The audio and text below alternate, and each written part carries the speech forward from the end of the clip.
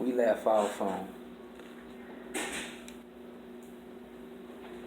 how long should they hold us up in here? Should they hold us up in here when our crime is vicious and just terrible for society?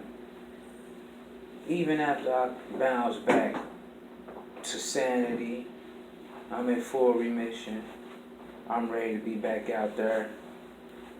How long should they keep me in before they allow that to happen? Well, through law, they say it's indefinite, man. Well, through law, it suggests that a person that's not dangerous to themselves or others, that a person can't be suggested someone who requires treatment solely based on their mental health history. Right. So,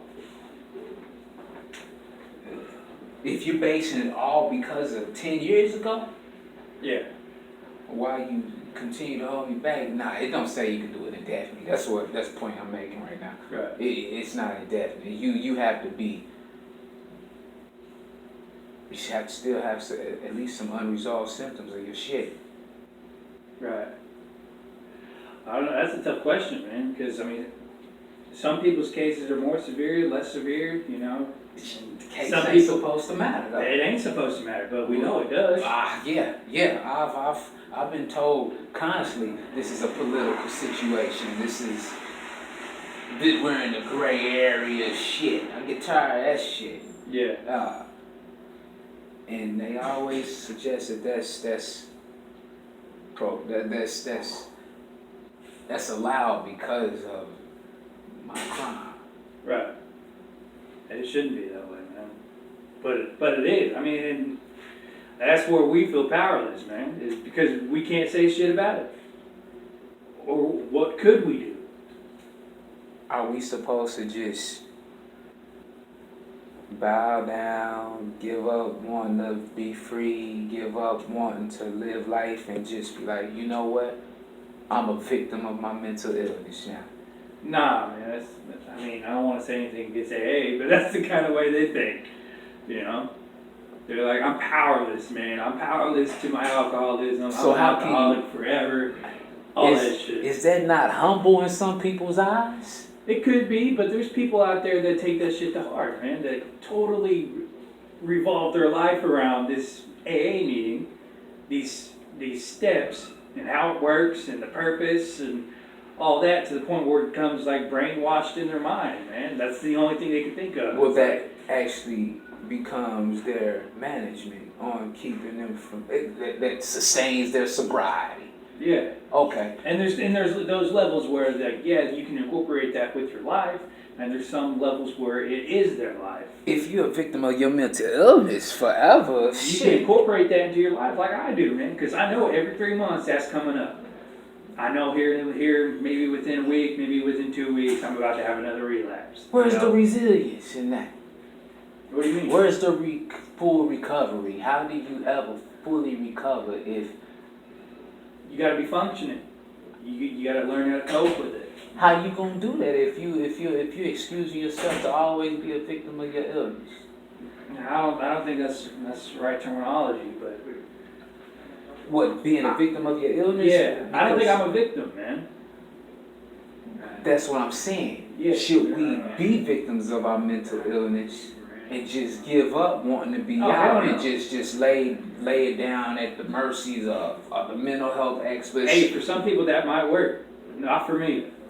It don't work for me either. Which is why I continue to fight for my freedom. Which is why we're doing what we're doing right now. Yeah.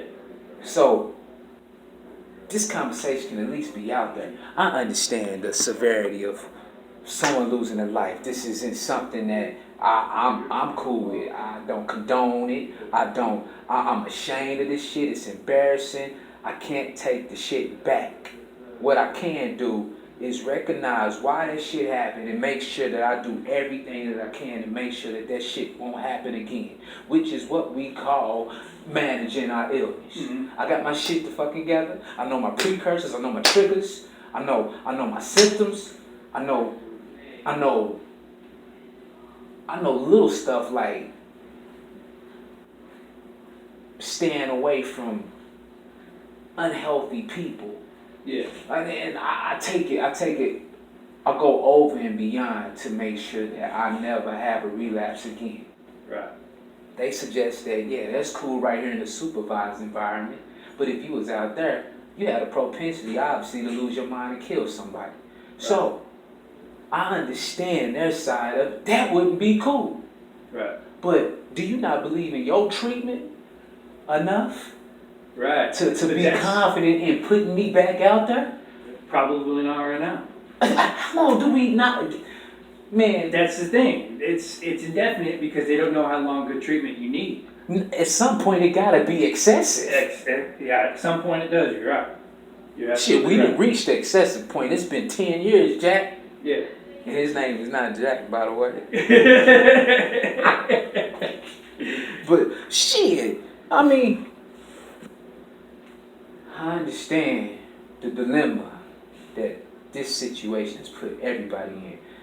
The people entrusted to make sure that society never loses another life due to me losing my mind. They're experiencing the tough spot that they're in. Me on the side of the line that I'm on, the guy that didn't know anything about mental illness, didn't know I had a predisposition. This shit was all a surprise to me. It ruined my life. It took a life that I cared about. But now I'm at a place to where I know how to not